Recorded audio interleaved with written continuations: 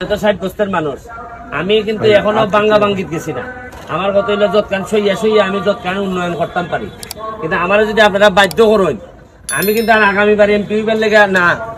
আপনারা মনে করেন না যে আমার ভোটের চিন্তা আমি করি যে আগামীবার নিয়ে এমপি দিব। আমি কিন্তু একবারে ইউনের মতো আগামীবার মনে হয় না আমি আর এমপি তাইমু করিয়া, কিন্তু এই 5 বছরে আমি যা পারি খামড়াই তুই যে মিডিয়া যাতে মানুষে বুঝে যে কিছু বালা মানুষের এলাকায় লোক সোনাঘাট মাধবপুর আমি কইয়া গেলাম। আপনি কিন্তু পরে প্রশাসন পাঠাইম, আমার এই ক্ষমতা আছে কিন্তু না। আপনি বুঝতেছেন আপনারা যারা মালিক আছে আমার কেন 80 লাখ টাকা গেছে, 81 লাখ টাকা গেছে, এটা আমার বহুত কষ্টের পয়সা গেছে। আমি কইয়া যাইতেছি আপনারা আল্লাহর রাস্তায় আপনার কাছে চাই মানুষের কষ্ট দিন না, গন্ধ দিন না। আর আপনার ফিসের মধ্যে এটা গন্ধ আপনারা তো লাগে না না এখানে কোন জিনিস নদীতে পড়বে না। আপনার বিল্ডিং এর জিনিস আপনারা নিচে থাকবো।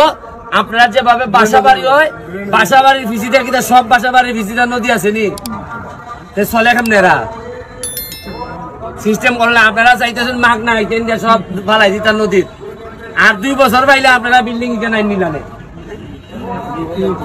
আর 2 বছর পাইলে এরা এখানে আইন নিল না।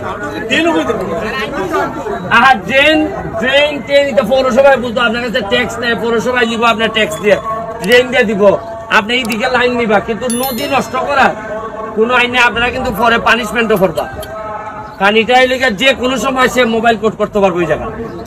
আর আপনারা দেখুন ওই দেখুন এই বিল্ডিং এর মধ্যখান পর্যন্ত পড়ছে।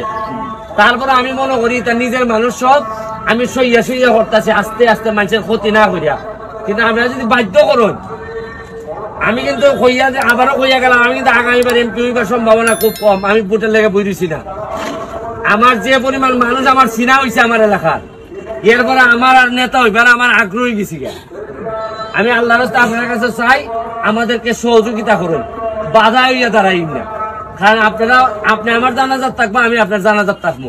তাও অন্তত নিজের পরবর্তী প্রজন্মটারে দেখাই দিয়া যায়।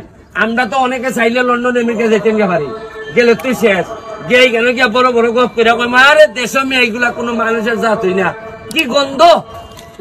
কিন্তু কিছু মানুষ তো থাকতে যাইব, আমরা পরবর্তী প্রজন্ম তো বাংলাদেশও থাকতে হইব। ঠিক আছে, থ্যাংক ইউ।